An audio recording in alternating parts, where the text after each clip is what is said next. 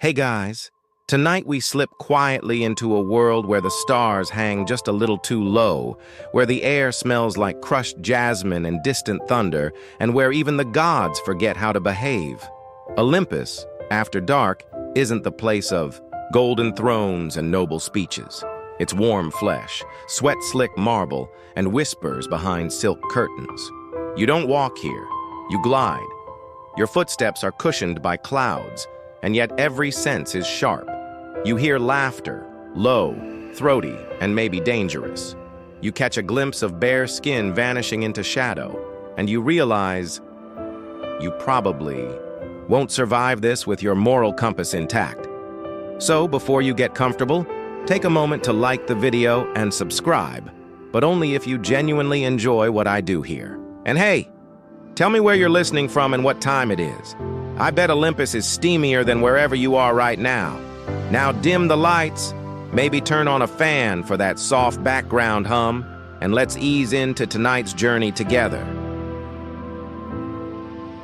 You arrive at the peak of Mount Olympus just past midnight. Everything here glows with a sensual kind of wrongness.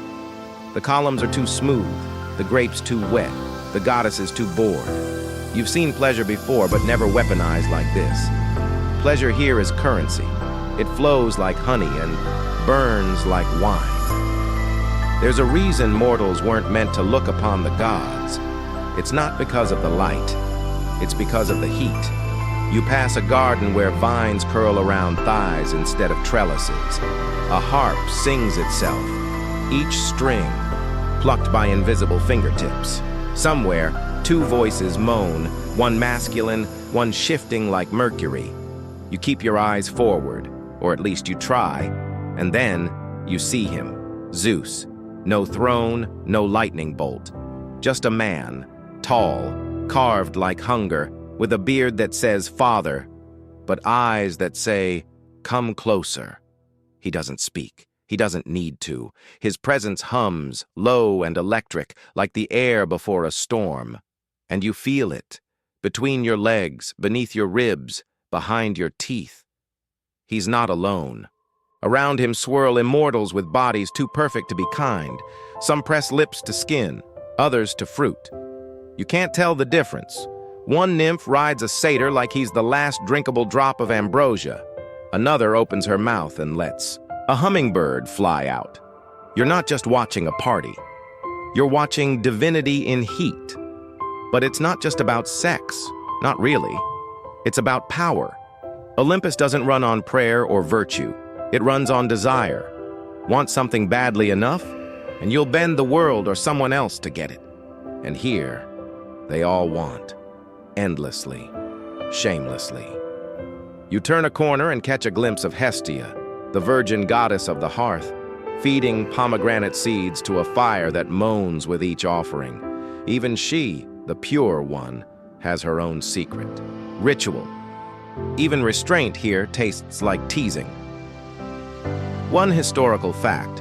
In ancient Greek symposia, exclusive male drinking parties, erotic storytelling was a major feature. These weren't just bacchanals, they were social laboratories where pleasure, wit, and hierarchy collided. Olympus is like the eternal symposium, except no one ever sobers up. And in this world, shame doesn't exist, only performance. And performance is everything. You pass Aphrodite's pool. The water glows soft rose tinged with desire. She's not in it. She's on the edge, reclining like a commandment, one hand in her lover's curls, the other lazily fingering pearls between her own thighs. Her eyes lock on yours. She doesn't blink, just smiles, slow, knowing, a little cruel. You wonder how many people have drowned for a smile like that. A quirky tidbit. Some lesser-known Greek poems describe Aphrodite's sweat as an aphrodisiac so potent that entire cities lost days to mass orgies. The myth? Maybe, but you'd believe anything when you're standing this close. Behind her, Eros draws a bow, not to shoot, just to watch you flinch. His arrows don't miss. They hit hearts, sure, but also hips, groins, tongues. You press on. And then, tucked behind a gold-draped archway, you find something quieter. A room, dimly lit, with fewer moans and more murmurs. You pause. Inside, two gods sit, naked, tangled. Not just in bodies, but in emotion. One traces circles on the other's spine, and it's not about conquest. It's comfort, vulnerability, aftercare. You realize not all divine sex ends in thunder or tears. Some ends in something painfully human, connection. That's when it hits you. All this, every moan, every thrust, every trembling breath, it's not just lust. It's a yearning to be known, to be felt. The gods may be immortal, but that only makes them hungrier for sensation, for consequence, for something real. Because when nothing can kill you, pleasure is the only pain left. A dry chuckle escapes your lips. That's your third joke for the night, though you're not sure it's funny anymore. You're starting to see what Olympus hides beneath its silk and sweat. The gods, for all their grandeur, aren't above you. They're just more desperate. Desperate to fill the silence eternity leaves behind. Desperate to touch and be touched, even if it means breaking someone in the process. They're not chasing orgasm. They're chasing existence. You take one last look before slipping out. The heat follows you. So does the ache. Not just between your legs, but deeper, in the part of you that understands what it means to crave without end. Because maybe, in some twisted divine mirror, Olympus is just the world we'd build if we got everything we ever wanted, and still couldn't feel full. You step deeper into Olympus, and the laughter sharpens. It's no longer casual, no longer innocent. It clings to the air like perfume, heady, narcotic, and full of knowing. Because here's the thing. When gods fuck, they don't just take off their robes.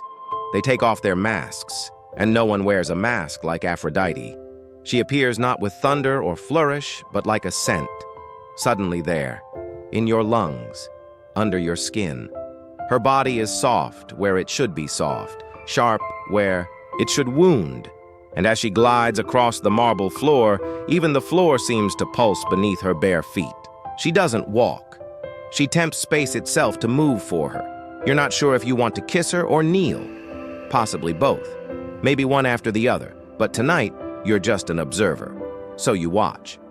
And what you see is strategy. Aphrodite doesn't just sleep with gods and mortals. She uses sex like a scalpel, like a currency. She doesn't whisper, "I want you." She whispers, "You need me." And they believe her. There's Ares, the god of war, straddling her thigh like a broken soldier. There's Hephaestus, her official husband, hammering away at a forge no one asked him to stoke, just to keep from hearing her moans. And there in the corner is Adonis, young, perfect, and already half consumed. You realize she doesn't love any of them. Not in the way mortals hope to be loved. She loves what they do when they ache for her. She loves the chaos. But even gods pay. Hephaestus once caught her and Ares mid-thrust, and instead of shouting, he built an invisible net of chains that dropped from the ceiling and trapped them together, naked, sticky, and mid-climax. He invited the whole pantheon to watch. Public shame as revenge porn. The world's first scandal, right here in Olympus. Still, Aphrodite didn't flinch, because in this divine circus, shame is foreplay. One historical fact. In classical Athens, adultery was considered a greater violation than rape, not because of morality, but because it disrupted property lines and male control over women. Aphrodite's infidelities? Political detonations in silk disguise. You watch her now as she kneels beside a mortal boy, a gift from Hades, perhaps, death still dusted on his cheeks. She cradles his jaw, murmurs something too ancient to translate. He begins to cry. She kisses him, not hard, not urgent, but like she's tasting grief itself. Then slowly, She climbs onto him. You want to look away, but you can't, because she doesn't ride him like a goddess. She rides him like salvation. But it's not about him. It never is. She's drawing power, not just from his body, but from the moment he forgets. Everything except her. It's erotic, yes, but also devastating. Like watching a flame devour someone who leans into the fire. A quirky tidbit. Some lost versions of the myth claim Aphrodite was born not from love, but from revenge. When Cronus castrated his father Uranus, he threw the severed genitals into the sea. The foam, that's where she rose. Which means the goddess of love was literally born from a cosmic nutsack explosion. You're welcome for that image. Back in the chamber, the boy finishes, shaking, eyes glassy. She kisses his forehead like a mother, like a god, then leaves him. There, spent and shivering, you follow her into another room, and this time it's not men or boys she seeks, but goddesses. Artemis, fierce and untouched. Athena, all intellect and disdain. But even they, especially they, aren't immune to what Aphrodite offers. She trails fingers along Artemis's collarbone, murmurs about moonlight and sweat. She unpins Athena's, armor one clasp at a time, peeling off strategy like silk. And for a moment, the goddess of wisdom forgets herself. You realize that in Olympus, love is always war, and sex is the bloodless battle everyone volunteers to lose. But not all victories feel like triumph. There's one figure watching from the shadows, Psyche, once mortal, now divine by Zeus's decree. She had to undergo brutal trials to earn her place here. She had to bleed and beg and break herself to prove worthy of Eros's love. Now she watches Aphrodite with silent rage, because no one suffers more under love's rule than those who take it seriously, and that's the cruel paradox. Aphrodite can ignite the wildest orgy in history with a wink, but she cannot feel what mortals call love. Not fully, not permanently. It always slips through her fingers like the oil she rubs on thighs that never stay. You watch her now, flushed, divine, glowing, but for just one breath, she looks tired. Not from the sex, from the pretending, from carrying the weight of every desire and never getting to collapse into one of her own. She kisses Athena's neck one last time, stands and lets her robe fall open in the moonlight. And as the room swells with groans and gasps, you understand the tragedy. She is the goddess of love, but she is never the beloved. You blink, and the room has changed. The velvet of seduction is gone, replaced by cold marble. The air tastes like iron, and the scent that lingers is not perfume, but ash. You're no longer in Aphrodite's chamber of ache. Now you're in Hera's wing, where desire curdles into fury, and love is a war that never ends. Hera, queen of the gods, goddess of marriage, and the most tragically loyal woman Olympus ever knew. You sit on the edge of her temple bed, watching as she removes her crown, not with grace, but with the weary yank of someone tired of carrying a lie. Her fingers tremble, not from age, but from the memory of every night she waited for Zeus to come home. And every morning she learned where he'd gone instead. Because Zeus doesn't cheat. Cheating implies secrecy. Zeus conquers. You remember Leda, raped as a swan. Danae, impregnated by golden rain. Europa, taken by bullback into a forever she never asked for. And then you remember what came after. The curses, the bastard children, the immortal wreckage. But Hera? She's always left with the cleanup. Historical. Fact.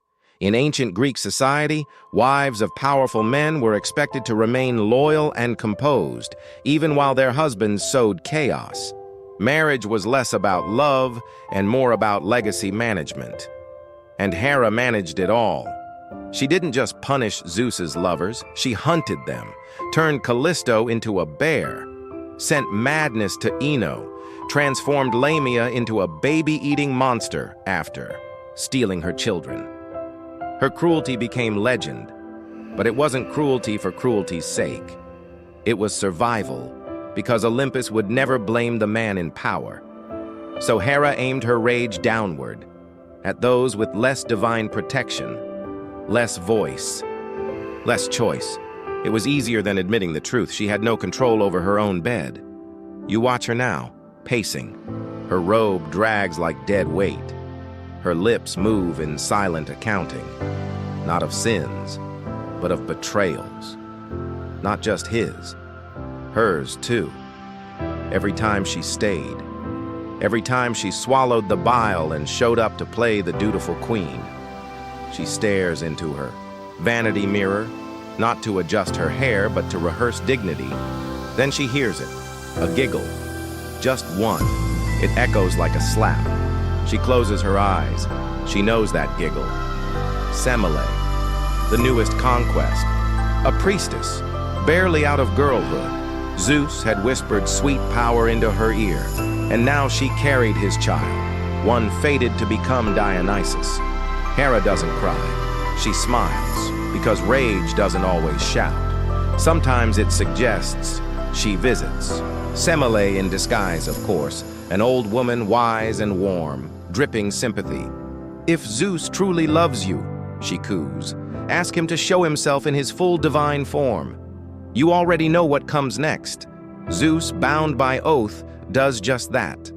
Semele, mortal and fragile, combusts, burned alive by the radiance of a god's truth. Only the unborn fetus survives. And what does Zeus do? He sews the child into his own thigh. Yes, you heard right.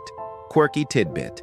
In one of mythology's most bizarre biological flexes, Dionysus was born not of a womb, but from his father's thigh meat. Olympus's first thigh baby. You're welcome again. You look back at Hera. Her hands are steady now, her breathing calm. Semele is gone. The child is safe. Somewhere. But Hera? She's still here. Still married, still queen, still bleeding behind. Her pearls. And you finally understand Hera doesn't stay because she loves Zeus.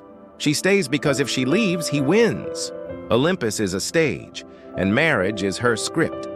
Her power doesn't come from forgiveness. It comes from the performance of unbroken grace. But even gods fracture.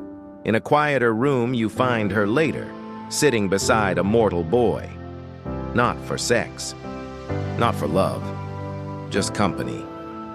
He's nameless in the myths. A servant. Or maybe just a dream. She holds his hand like it's her last thread to sanity. He listens as she mutters stories the world has never heard. About what it feels like to carry eternity in your chest. To fake devotion while your insides rot. Then she does something no one expects. She kisses his cheek and weeps. You realize Hera doesn't need love. She needs a witness. Someone to say, yes, this happened. Yes, you endured. Her tears are thick, not delicate. They stain her robes, but she lets them fall anyway. Because even queens deserve moments without armor. You glance again at the marriage. Bed. Enormous, cold, untouched. It's not a bed, it's a battlefield. And tonight, no one wins.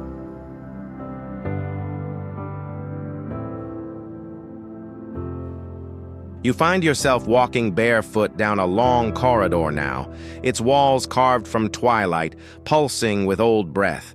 You've left Hera's cold rage behind and stepped into the aftermath, into the wreckage Zeus leaves in his wake. His hunger doesn't vanish once the bedsheets cool. It mutates. It lingers.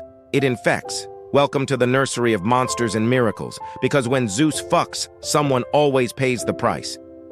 Take Semele. Remember her? The one who burned alive from too much God? Her baby Dionysus survived, yes, stitched into Zeus's thigh like some grotesque backup womb. But his birth wasn't the end. It was the start of madness, the god of wine, of ecstasy, of frenzy. A boy born of fire and stitched up grief, destined to seduce humanity with sweet drink and divine delirium. His parties? They end in dismemberment. His followers, naked, moaning, ripping goats apart with their bare hands. It's not a frat party. It's spiritual warfare. And poor Io, oh sweet Io, priestess of Hera, seduced by Zeus. Well, saying seduced is like calling a tsunami flirty. He wanted her, so he took her. And when Hera got suspicious, Zeus turned Io into a cow. That's right, a literal white heifer. No poetry, no symbolism, just utters and eternal humiliation. She wanders the earth mooing in pain, hounded by a gadfly, sent by Hera, of course. Because everyone gets punished except the man with the thunderbolt erection. Historical fact.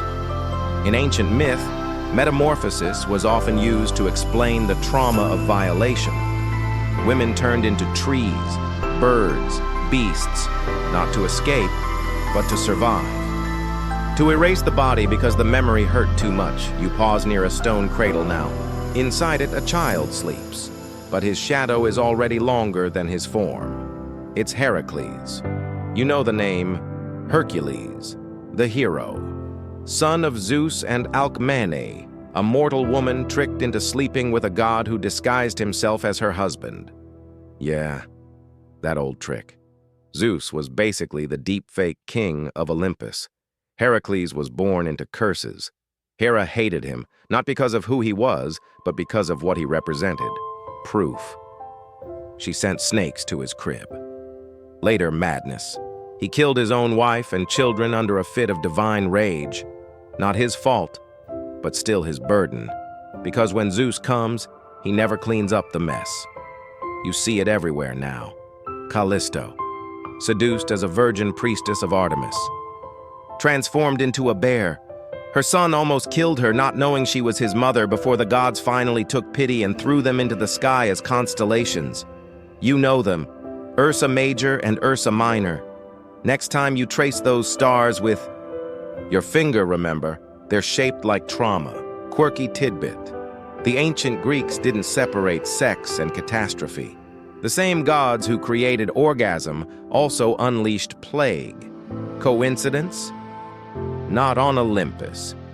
You stop at a pool of water, black as oil. It's a womb and a grave and a mirror, and floating just above it is a name you wish you didn't recognize.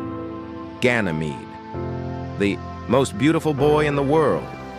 Zeus didn't seduce him, didn't court him, just snatched him up to Olympus with eagles and thunder, and made him his cupbearer, his companion, his eternal boy. Some myths say they loved, others say nothing at all. You wonder if silence is the worst kind of myth, because Ganymede never grows old, never gets to choose.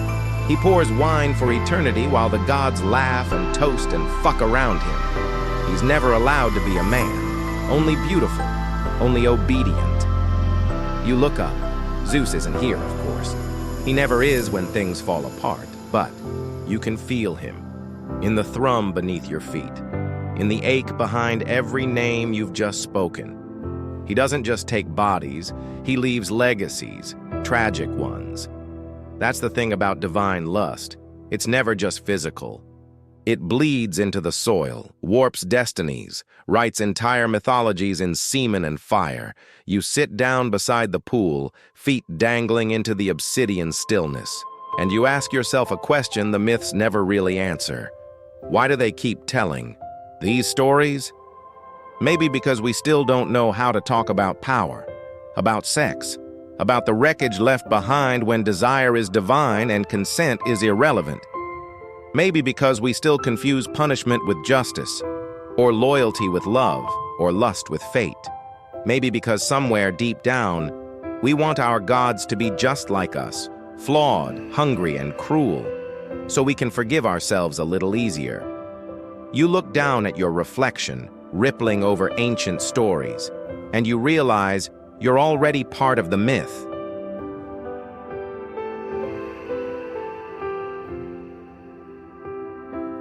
You rise from the pool, toes dripping with myth. The air has changed again, less stormy now, more electric. There's a certain stillness, like the silence before an earthquake, or the hush before your name is called in a courtroom. You've walked through Zeus's lust, his victims, his legacy. Now it's time to face the final question. Why is this asshole still king? Why, after all the bodies, all the lies, all the moans and screams and births and curses, does the sky still call him father? You climb a marble staircase, spiraling toward Olympus proper now. The palace is in sight, golden and grotesque, draped in soft fabrics and heavy truths. And at its heart sits Zeus, silver-bearded, bicep-flexing, lightning bolt cocked like a loaded weapon, still worshipped, still forgiven, still fucking. Let's be real. Zeus isn't just a myth, he's a prototype. He's what happens when power and sex are fused into religion, then passed down for generations. He's the original man in charge who never gets charged. And you know what? We've seen this guy before. Modern history is littered with Zeus echoes. Celebrities, CEOs, presidents, priests. The powerful who take what they want, then bathe in applause, even as their victims weep off stage. Historical fact. In ancient Greece, Zeus wasn't just the god of storms and kingship. He was the god of hospitality and oaths. Imagine that. The divine rapist was also in charge of keeping promises and protecting guests. If that doesn't sum up centuries of hypocritical patriarchy, I don't know what does. Quirky tidbit. Some ancient sources claimed that Zeus's name literally meant bright sky. Fitting, because his crimes are always committed in daylight, public, shameless, divine. You step into his throne room now, heart a little heavier. Statues of his conquests line the walls. Not women, not children, not boys, not beasts, but symbols. Europa riding the bull, Leda cradling her swan eggs, Danae catching gold between her thighs. He's not even hiding it. This isn't shame. It's celebration. And here's the part that stings. We've helped him do it. Every time a myth paints him as a passionate lover, not a predator. Every time pop culture makes him a wise old man with a booming voice and a twinkle in his eye. Every time we say it was a different time, or they didn't mean it like that, we're polishing the throne. You sit at the edge of the dais now. Zeus watches but doesn't speak. He never explains himself. Gods don't apologize. So, you ask the questions out loud just to hear them echo. Is this the kind of God we want? Is divine power really an excuse for divine violence? Is desire, when eternal and unchallenged, still beautiful or just dangerous? Because here's the truth. Zeus isn't seductive because he's hot. He's seductive because he wins over and over again. Even when he hurts people. Even when he ruins them. And deep down, something in us, something primal, scared, and power-hungry, still respects that. That's the rot. That's the orgy no one talks about. Not the one with feathers and golden showers, but the one happening inside us.